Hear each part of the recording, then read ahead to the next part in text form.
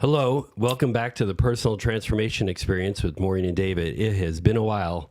Yeah, it's been a minute for sure. I think, I haven't looked, but I think the last time we did this was October. So we Yeah. took a bit of a hiatus, and there was holidays, and we have a new set. If you've watched this before, you can see that. But I think more importantly than a new set, we have a new lease on a relationship. Yeah. We have done a tremendous amount of work on ourselves over the years, and we've talked a lot about that. But what we've done in the last 90 days is a tremendous amount of work on a relationship. So today we're kicking off a 3-part series where we're going to talk about connection in the relationship. And the first part, which is today's episode, is what causes disconnection in a committed partnership, in a couple's relationship. Yeah. And how the second part will be, how do you reconnect within their relationship? And the third part in the series and final installment will be, how do you stay connected, right? What are the things that successful couples do to keep that connection alive? And this is what we learned. It is extremely Really about what we learned. all about what we learned. Yeah. And, we've done some research on this. And one of the things I think that's fascinating, we were just talking about before we came on camera, was how people, especially women, when they get into their 50s, and there's data supports this, they more often get into a divorce. Their marriages end, if they're married, it ends in divorce around that time. And you had an interesting perspective on why that was. Well, yeah, I mean, women are going through menopause or starting menopause. I mean, they've been through perimenopause at that point. Probably didn't realize they were in any kind of menopause situation. I didn't even know what perimenopause was up until maybe a couple of years ago. But obviously I was in it. And then you start to go through menopause and things shift, hormones shift. You start having mood swings, things change, your whole body changes, you get brain fog. I mean, all these things happen, but you get to a place where you just don't care about anything else. Like your kids are older. You did your job with your children, right? If you had them. So they've grown and they're in college or out on their own. And now you realize you're in an unhappy relationship sometimes, not always, but you realize, I'm in a relationship that needs work. I'm not happy. And if your partner doesn't want to meet you halfway or doesn't try to understand what's going on with you, you don't have any patience to tolerate any bullshit anymore. You're done. Yeah. And I think that's kind of, you start to learn, I have to take care of myself. And I don't want to spend any more time in this relationship where I'm not happy, and all these things sort of come to light. And because everything else is, you did your job, you've taken care of everybody for all these years. Now it's your turn. What's interesting to me when I think back to some of the things we've discussed about the disconnection that we had is when people are dissatisfied with their job, but they don't want to go through the effort of looking for a new job or advocating for themselves at work, they do something called quiet quitting, right? Yeah, they just don't work as hard. They check out. But I believe people can do quiet quitting within the context of a relationship. Oh, 100%. Yeah. It's too much trouble. A lot of people, especially, you're invested in a marriage for what, 20, 25 years? Sometimes by the time you hit 50, I mean, we are on our second marriage and, Third for me. You're right. So, but I mean, we still invested 17 years in this relationship already. So, by the time you get to that point, you and I think I can't say who does this more. I've read men doing this more than I've read about women doing this. But I imagine both will. But I think it's the financial aspect of it keeps people from doing it. The idea that they're comfortable where they are, they're not miserable. Could things be worse? Sure, things could be worse, but you stick with the devil. Is that like the saying? Yeah, I mean, people do that. So, and I think even in the conversations we've had, we have found ways to survive within the relationship, even though we were disconnected and maybe we weren't as happy as we could have been. in this relationship, or as satisfied as we could have been in this relationship, right? So sometimes people find ways to survive in jobs they don't like, but I think people find ways to survive in relationships that they're not happy with. But I think that the one thing that sticks out in my mind the most is if you really are averse to change. So for me, I like change. I like things moving. I like things changing. I don't like staying in one place for a long time. I get stagnant. I need to like change up a lot of stuff, you know, in my life. And so, people who don't like change, and most people don't like change. That's a big change. If they have to, you know, if they want to get a divorce or they don't want to be in the relationship anymore, it's a big change. I feel though that working on the relationship is harder than filing for divorce. I don't know. I don't know. I can't say that I would agree with that, because divorce is rough. And when you have to go through it, man, the thing is, you know, you come out the other end and it's over. Whereas you work on a relationship, you have to continually work on it. So maybe you're right. It is harder to work on a relationship than get a divorce. Yeah, because it's not just, hey, I got divorced, I'm out of here, done. right? Yeah. Now you got to start over, right? Unless you don't want another relationship. But to work in a relationship is work, right? It's continual work. But just going into a little bit like how we got here, right? And realize that we had this disconnection because we had a mutual awakening. I feel like, I know for me personally, it started one day. I just, a light went on in my head and I said, I feel alone. I feel lonely in this relationship. Yeah. And it had dawned on me that maybe you have certain feelings about things too. I was very, over the years, caught up in my own head about everything. The move down here and some of the things we went through with kids. I was very much in my own head, like how things were affecting me and what I was going through at work, what I was going through with the kids.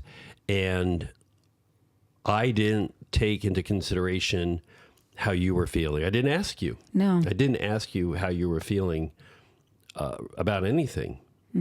And it hit me hard when I realized that we got here in part, right? I don't think this was 100% I don't, right? I mean, we are not saying it was all my fault that we got here. No, we're not saying that at all. You know, it was the dynamics of things. And then it was yesterday that I finally had the realization that there were so many variables. There's never one thing that causes anything, right? And all the dynamics. And when we really go back and pinpoint when we began disconnecting and what caused that disconnection, it goes back 11 years. Yeah. And it goes back to when you entered premenopause, right? And started getting the hot flashes and the irritability and the headaches and struggling with the libido and, you know, different sensations in the body that you were going through. But at the same time, I was going through some stressful situations at work, and I was just coming home and dumping that on you. And I was so wrapped up in my own problems and sharing my problems with you, I didn't stop to consider how hard it was for you to be going through that period, that premenopause. And in fact, I read something recently that said a lot of men, when their wives go through menopause, they look at it as her problem. Right. And on top of that, you look at what I learned as a child. So when my mother was going, and she had bipolar depression and she had migraines and she went through menopause. So all the men in my life, whether it was one of her boyfriends or my stepfather, you know, or whoever it was, would say, your mother's not in a good place. You have to stay away from her. You have to avoid her. Give her space. She needs her space. Don't talk to her. Don't go near her. I was told that about my stepmother also by my father. Right. So what I learned is that when the woman right in my life, who was my mother or stepmother when I was a child, is going through a hard time, is to avoid them and leave them alone. Right. And what did you learn? Well, I learned that expressing myself wasn't safe. Right. So talking about my feelings or expressing my feelings or my needs or my wants was never safe. It wasn't safe for me as a child. Right. And so next thing you know. So now I grow up and I don't feel safe expressing my needs, my wants, or my emotions or my feelings about anything. And so I didn't even that, but that's not true. I actually did. Many times I would tell you how I felt about something, and I just got a deer in the headlights look at you, and then you would just start talking about whatever happened to you. So it was as if I didn't say anything. And I remember so many times I'd be like, are you hearing me? Like, I just said something to you. I wasn't attentive. I was self-absorbed, self-centered. Yeah. But then, but also coupled with that behavior is like, okay, well, I got to like distance myself from you. Yeah, give me space. And I didn't need that space, although I was like, okay, I mean, I'll take the space, you know, because to me at that point, it was more about like escaping, listening to you rant, escaping all the things you brought home, escaping you coming home and just dumping all this crap on me. And I already have enough. Like, so my cup is overflowing with bullshit, you know, crap of the day. And now you're coming home and you're just, so now I'm like, it's awful. So it was really hard. And so I didn't, did I speak up? I did here and there. Could I have done more? Probably. But it really doesn't matter because it's about what someone has heard, what someone has felt. Right. It's how, so I didn't see you. No. I didn't hear you. I wasn't listening. Right. I wasn't paying attention. Mm-hmm. Yeah. Right. That was basically, and then all the stuff, but we were also in the trenches with the kids too. Well, there was a lot of things. A lot of stuff. So it was hard to even, and that's not an excuse. It's an explanation at the moment. It didn't help. No, I was so involved in helping my own child get through what she was going through, and just kind of figuring out, because it was a lot. There was a lot going on with her at the time. So, and then, you know, my dad died, and my family drama and dynamics at that time. So there was a lot going on that I just was overwhelmed by. But the bottom line is, I didn't pay enough attention to you. No. And I wasn't meeting your needs. That's the bottom line. The needs that you had in the relationship. We're not just talking about sexual needs. We're talking people in a relationship, and the sex isn't going to really happen or be good if all the other stuff is not happening, right? So if you don't feel listened to, you don't feel heard, you don't feel seen. You're not going to connect. You're not going to connect in a way that's going to foster a really fulfilling and satisfying sexual relationship with somebody. Yeah. You know, unless you're like some kind of robot, I guess, right? But I don't think either of us are built that way. No. So that, you know, and I remember, you know, at a previous marriage, I had gone to a therapist, and she just cut to the chase. She said, well, when's the last time you had sex? And I said, 2 years. Oh. And she just looked at me, and she said, how do you feel about that? I said, well, I think that's normal after people have been married a while and had kids. No. So, you know. Sorry, that's not normal. But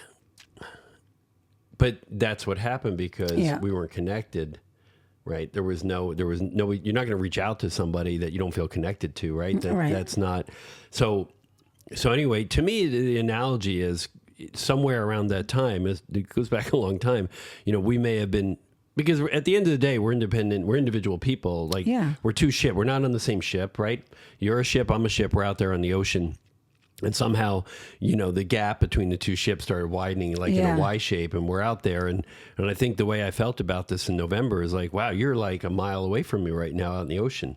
Mm. We had been drifting, and sometimes the drift is like it got like a foot wider a day, right, or whatever the right analogy is. Yeah. It was so imperceptible on a daily basis. But when I really look back and say, oh my God, you're like way over there and I'm way over here right now. Yeah. What the hell happened? You know, but it's been a lot of soul searching, realizing that, well, I have a big part in this, right? I have a big part in this. Yeah.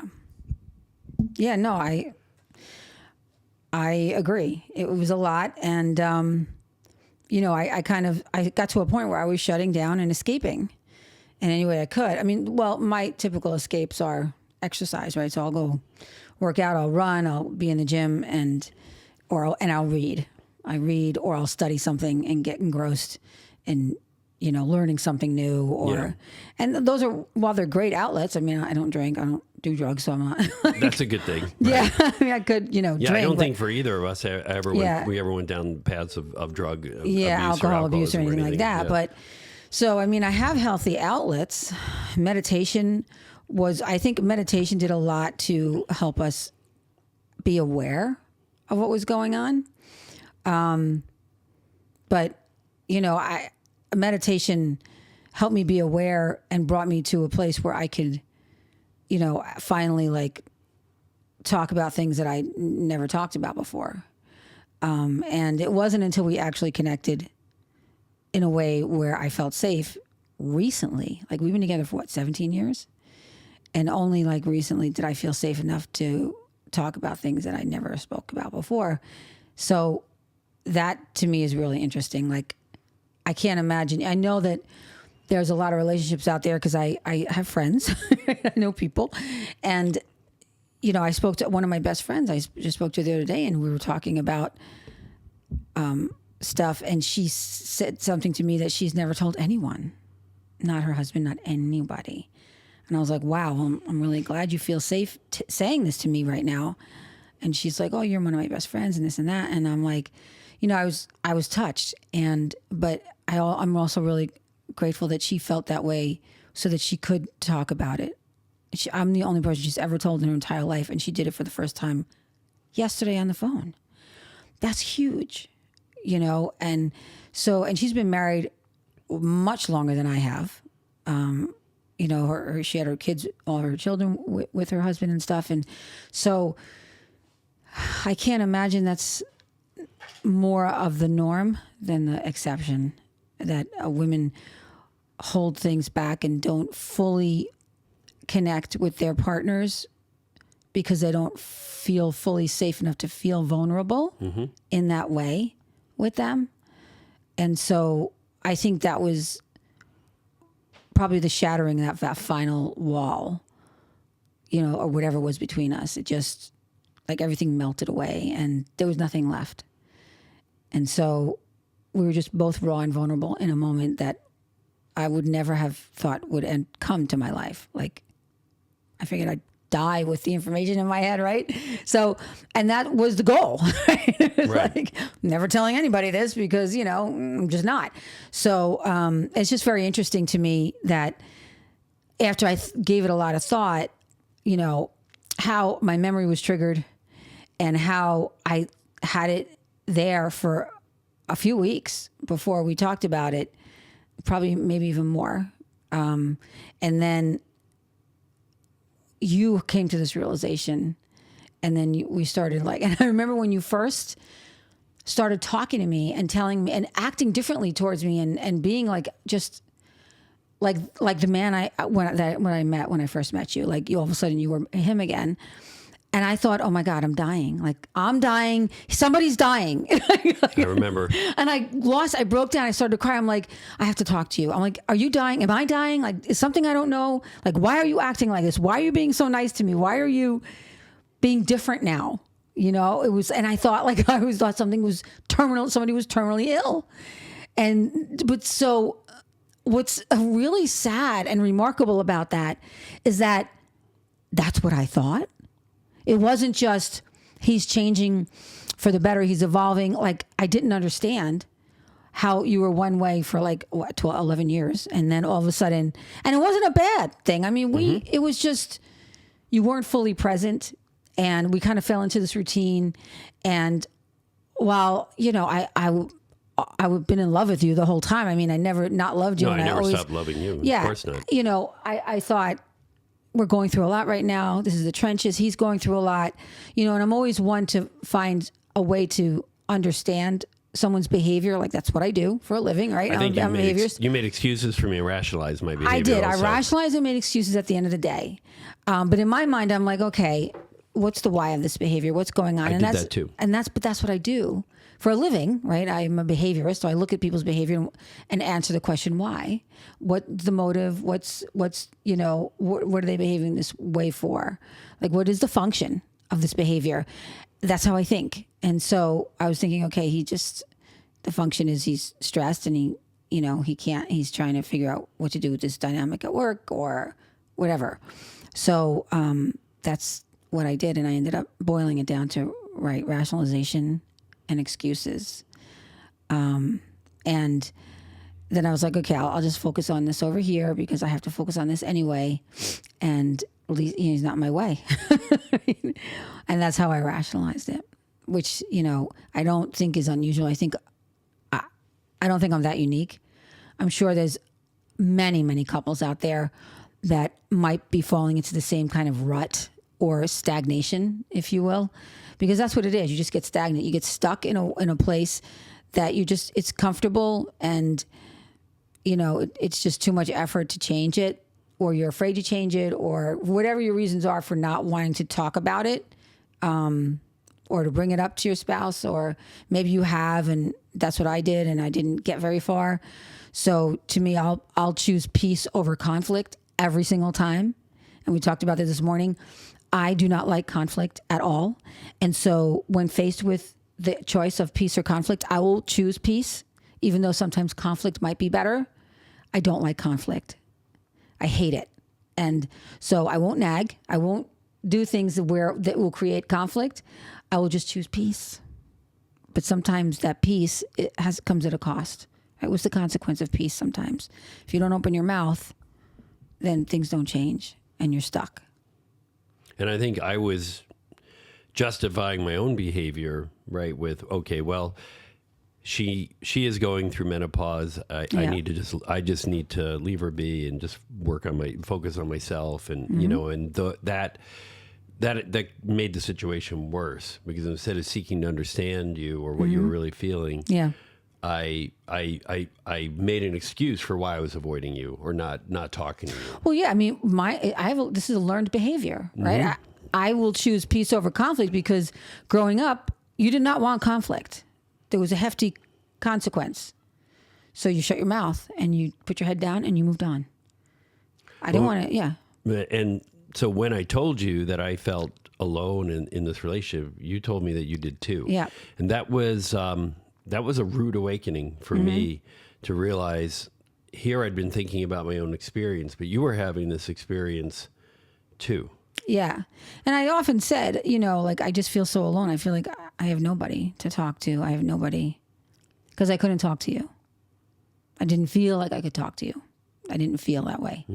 So I didn't feel like you were available for me. I wasn't. And so, I really just felt so alone. And I have friends that I could talk to, but not like, I didn't want to, I'm not one to call up my friend and just vent on them. That's not my MO. It's never been. People do that to me all the time. Like my brother, people I care about will call me and I'm like, I'm glad you talked to me about it. Like, I don't feel like they're dumping because they don't dump all the time. They have a lot going on. I mean, and I understand it. But, I'm not one to start just calling a friend up and start like going on and on about what's going on in my life. Although you've had a therapist for several years. So that's what I have a therapist for. And so, but it is nice to be able to talk to somebody about it who can understand it. But I am not comfortable, even like with my best friend. Like I told my best friend the other day, like something I never told anybody, but I would have not told her that had I not been able to tell you. Right. So there isn't much I would tell my girlfriend. There isn't anything that I would tell my girlfriend that I wouldn't be able to tell you first. So, and I don't know. I'm just still not comfortable talking about stuff in my relationship or in my life to somebody, even my best friends. Well, I don't get the sense you really talked to your therapist about our relationship even. Oh, I do. Did you? Okay. We don't need to go into that, but I wasn't even sure that you were willing to have that conversation there. But let's talk about emotional safety, right? So, because you've said that, you've used that word a few times, and you didn't feel safe. Right. With me. And in fact, the one thing that shook me to the core and really rocked my world is when you said that you were escaping to escape me. Yeah. Right? It wasn't the pressures of life or whatever else you were dealing with or your own past trauma. Because I always thought, well, I was aware of your escape behavior, but I thought it was more related to your past traumas, your family, whatever. But then you said I was the subject of the need to escape. That really hurt. I mean, it's not. I'm not putting this on you. This is me realizing that was painful for me to realize that. And that's when a lot of things started changing within me. And I started looking back. And then you even mentioned a few things that I didn't even remember. The beauty of the electronic age is we can go back and we can look at pictures and old emails and old texts. And you didn't even feel safe expressing yourself in fun ways to me, because we even looked back at some of the fun texts you might have sent me and my dismissive tone, or completely disconnected from you. In it how wasn't I for lack of responded. trying. So I could see why you would shut down, right? As far as you're concerned with me. And it's amazing because here we started this podcast in July of 2024. With this whole thing, and I'm thinking we have this great relationship, and we go out on walks, mostly me doing the talking, albeit. Yeah. And we presented that we had this great relationship, but at the same time, didn't realize that we were, and I thought, okay, well, there's this point where we both individuate, but it was beyond that. It was beyond where we didn't feel safe with each other and didn't feel comfortable talking with each other about hard things. And you have to be willing to talk about hard things. Yes. And be vulnerable. And it was a bit of unpeeling the onion. And it was only, like I said, we went down this path and sometime in November, mid-November, maybe. Yeah. And then yesterday, right, 90 days into this, this awakening. And to me, it's an awakening. Yeah, it really I felt like I was sleepwalking through 11 years. Yeah. I really was, as far as this relationship was concerned. But you mentioned meditation, and I say a lot of things have definitely helped, right? What has helped with realizing that we were disconnected? We joined a meditation group 3 years ago, right? So getting more heavily invested in retreats, like all day, half day meditation, allowed me to start really exploring, what's in my head. And the other piece was getting on that ADHD medication. That was only 2 years ago. Yeah. For me, it was like, March of 24? Yep. So that was such a game changer for me, too. And then you got on in August of that year. So really, all of this happened like a year or so after we both got on those ADHD meds. And I just had a great conversation with the doctor who prescribes my meds. The change for me was I was looking for the medication to change me. And what I realized about medication, ADHD medication, it opens the door. Yes. But I have to walk through it. Right. And I was waiting for the medication to do something in me. And medication is not going to walk the path for me. No. It's going to enable me to walk that path. Yeah. I have to walk in and do the work. So that was a piece to this as well. But I will say, from doing the podcast, all the things that we've researched about communication and listening, that started opening me up too, to realizing, wait a minute. But like I said, all the work that was done before that, when I realized in November that you were seeking a way to escape from me and you were also feeling lonely, those are the two biggest things that kind of jolted me into acute awareness of what was happening, and then causing me to explore it and like, what is going on? When did this happen? Why did this happen? So it's just, for me, it's been a period of awakening for the last 90 days. And I know next week we're going to talk about how do we reconnect, because we've done a lot of work on the reconnection part. But the first thing was awareness that we were not connected in a way that was fostering a healthy relationship. Yeah. Yeah, no, we weren't. And I think recognizing the walls that were up and breaking through those walls was a big piece of getting there. Breaking through that part, because we all have walls. We all have a part of us that we don't want to share, or we're afraid to share. We feel too vulnerable. It's scary, and we are afraid, and we don't feel safe. And being in a relationship means being safe, feeling safe to be vulnerable with that person. Yeah, because you have to be open. And and you have to be open, and knowing that you're going to be safe, and they're not going to take what you said and, use it against you, God forbid, or judge you for it, or whatever. They'll just be there listening. They're not going to try to fix it. That's a big thing that a lot of... my response to you over the years was, how can I fix this? And if I can't fix it, and if I don't understand it, then I avoid it. Right. Yeah, you get frustrated, you just avoid it, right? You don't want to hear it. Or you just, which is what leads to disconnection. Yeah. Right. Yeah. So again, going back to what causes disconnection, it's avoiding hard conversations. Yes, avoiding hard conversations, 100%. I mean, you have to be able to have that hard conversation. It's not easy, but nothing good comes from anything that's easy, right? I mean, that's not, no, this hasn't been easy. That's just life. There's been a lot of tears shed and a lot of late night conversations, and it has not been easy. I've been grateful for, like you said before, kids are grown now. They're kind of on their own. And so we have this space to really work on a relationship we might not have had 5 years ago. Well, that's also true. Right. So that's what happens. Like you come to a point where it's an intersection of life. Right. So when a woman goes through menopause and later in life, in your 50s or whatever, and the partner, the husband and wife's together or whatever relationship you're in, you're together. And now all of a sudden you have all this time, you can either go in one direction or the other, right? Right. It's a choice. It is a choice. And so it's just, that's when you start to really look at, what do I want? What do I want from this right now?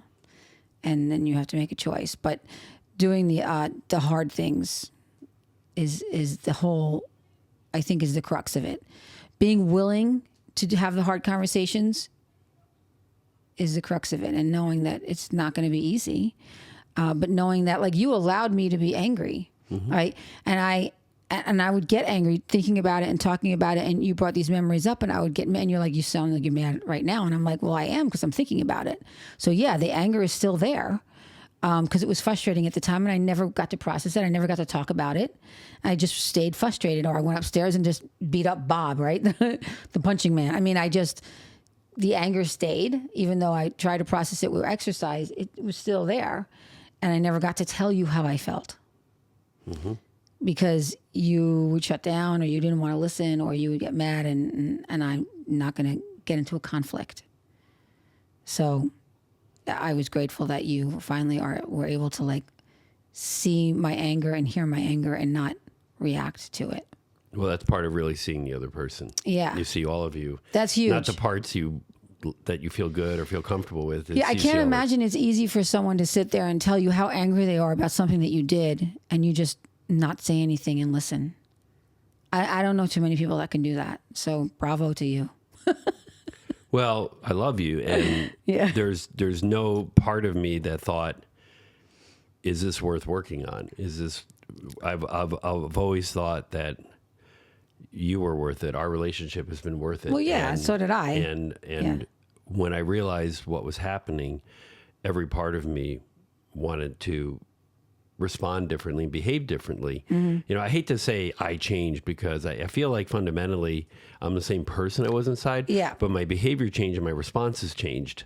Right. Right. But fundamentally. Well, based on new information. Right. I mean, this fundamentally, is how we internally, like, I believe in the happy ending. I am a romantic at heart. I've always been. I believe in romance. I believe in romantic relationships. I believe in soulmates. Which is why I read them. I believe in connection and all those things, and I crave that. And so knowing all that, and knowing that I knew it was possible because we had it. Like, I wanted to work on it and get back to, and actually I feel now it's better than it's ever been. Yeah. This relationship. So well, it evolves, right? And relationships will evolve. They will evolve, and the direction they evolve in and the way you both evolve is a choice. Right. And you have to decide what it is you want. I mean, if it's not working, it's not working, and that's, you decide the right thing at that time. But yeah, it's, we did evolve, and thankfully we evolved together, and we took our relationship with us. Yeah, and that's not always doable, I guess, for some people. But I think there are some people that just completely outgrow each other, but I think we have been able to grow together, and I think in this experience, we've been able to grow from this and through this, and be stronger than before. Yeah, I think. But it's so important is that when you met me, I introduced you to a lot of really like things that really changed your world, right? Yes. So, and books like Eckhart Tolle's The Power of Now. That changed my life. When I read that book, it completely changed how I thought about things, right? And so I wanted to share that with you. And I said to you, you're going to read this book. You read this book, and it's either going to change everything or it will change nothing at all. And you have to be, if it's going to change everything, that means you're reading it with awareness, and you're taking in what he's saying, and you're going to apply it to your life. And you're going to look at your past, and you're going to look at your future and your present, and apply it to your life. And that was almost like a good litmus test that I didn't think about at the time. But the fact that it did change you in such a powerful way, and you were you expressive about that to me. Like, you told me how like this book blew your mind and just changed everything. And I could see that it did, because I could see how it changed your behavior and how you responded to things. And it was just the beginning. Right. Because there was so many other things that I had learned that I shared with you that you were like, wow, this is unbelievable.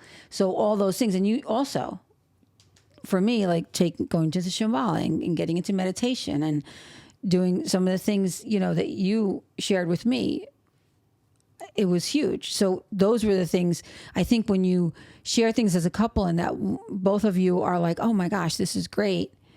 Instead of, I'm not into that, so now like one part of the relationship, one person in the relationship is just like, I'm doing this and I'm going to go to this on my own. I'm going to do this by myself. And the other person doesn't share that. I don't know how good. Yeah, there are a lot of couples that kind of operate in silos, Yeah. They're in a relationship, but they don't share things that to me are really important to share together. Right. I think that kind of bleeds into the third part, which is how do you stay connected? Stay connected, yeah. So we'll talk more about that. I feel like we got pretty heavily into what was going to be the second part is how to reconnect, but I think we can focus more on that next time. There's a bit to that. Yeah, well, this is all, we talked a lot about the beginning of the relationship and how we kind of set the foundation for our relationship, which I think took us through those tough years. Yeah. Because we did start out with a pretty good foundation. Yeah, we had enough to get us through that tough time. We did. And then because we haven't changed fundamentally as people. Right. We already had all the tools that we needed inside of us to realize where we had gone adrift and make the course correction. Right. Because if we weren't aligned on so many things, not have happened. Yeah, we were aligned. And I think that might be what happens to couples who just don't stay together. They're not aligned. On certain things. They didn't realize fundamentally they don't have the same ideas about child rearing, the same ideas about their future, the same ideas about, how they live their lives. If they live their lives so differently, I'm not sure how that stays on a parallel path. Yeah. Well, we met in our mid-40s, right? So that at least we had that we'd gone through a lot, learned a lot. We still had a lot to learn. Every time I think I've I've pretty fully evolved, I'm like, no, I haven't at all. I'm like, I feel like I've got so much more to work on and learn. Yeah, and I, one final thought, when I think about, especially women, I think women fall into this trap more than men, but maybe not. Women, and you grew up in a certain way and in a household where things weren't ideal. Right. So you tend to feel like you don't deserve. Oh, yeah. You don't deserve. I felt that way. Certain things. And so I will tell you that you deserve to be cherished. Mm-hmm. You deserved to be treated like you are the world in that relationship. You are the sun, you are the moon, you are the sky, you are the earth. You are all of it. And you deserve to be treated in that way, like you are the goddess that you are. And if you get anything less, don't accept it. That's my advice. I agree. Yeah. I wrote that some of that in your card to you yesterday. Yes, you did. That's right. I wasn't thinking about, but that's 100% true. Yes. So there's alignment for you. Yes. All right. Well, this is great. Hope everybody's enjoyed listening to us. Be vulnerable here with the world. Yeah. Feel free to comment, hit the like buttons. We'd love for you to subscribe if you found benefit in watching us today. And we'll see you next week when we talk about how to reconnect within a relationship. Yes. All right. Have a good week. Thank you. Have a good